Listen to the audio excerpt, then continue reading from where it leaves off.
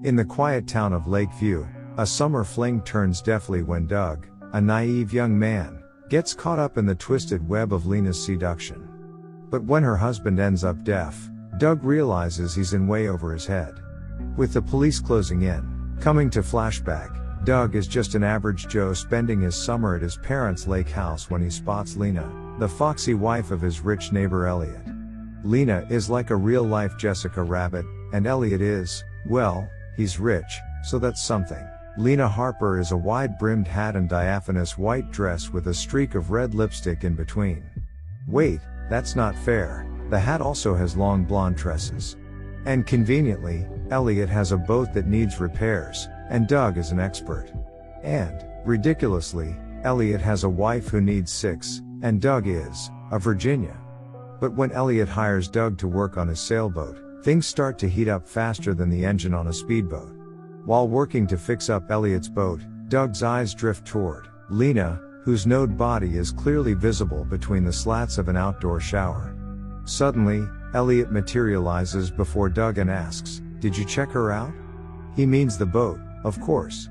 Doug and Lena are setting sail on an affair that would make the Titanic blush. But my friend, don't dip your pen in the company ink, or your neighbor's wife sink.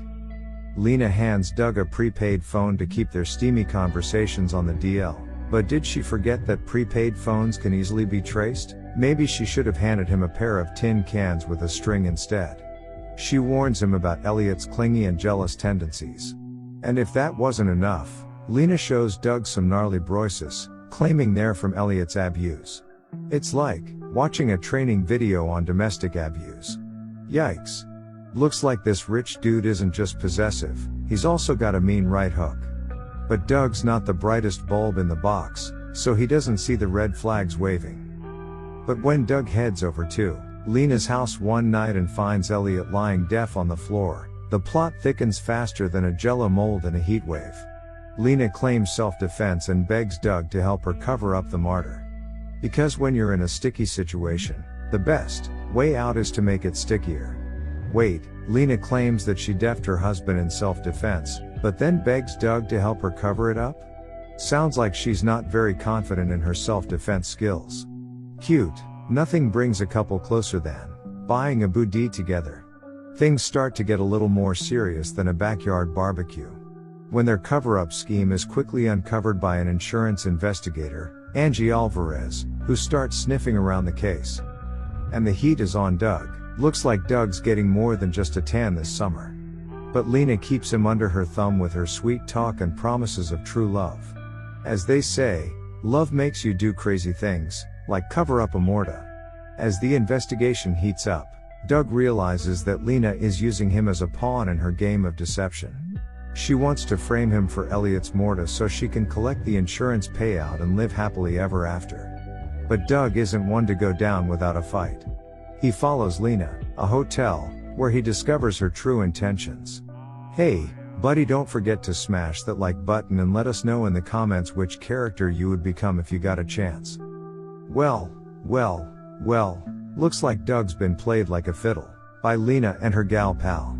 It is there that Doug realizes that Angie is actually Lena's lover and has been her accomplice since the beginning. At first it seems that Lena will leave Doug to take the rap. However, in a last gesture of love she decides to leave Doug the cell phone, which contains the exonerating evidence he needs to clear his name. It's like getting a participation trophy after losing the championship game, but hey, we'll take what we can get.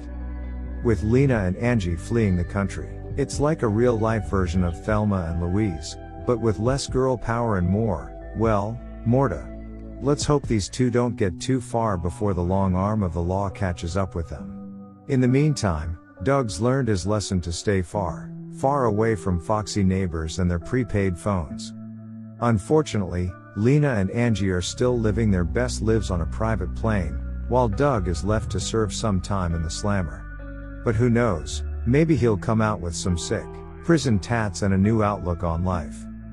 But let's just say, fool me once, shame on you, fool me twice, shame on me. The ending seems tacked on like something you would find at the end of the last episode of a TV series that got cancelled mid-run.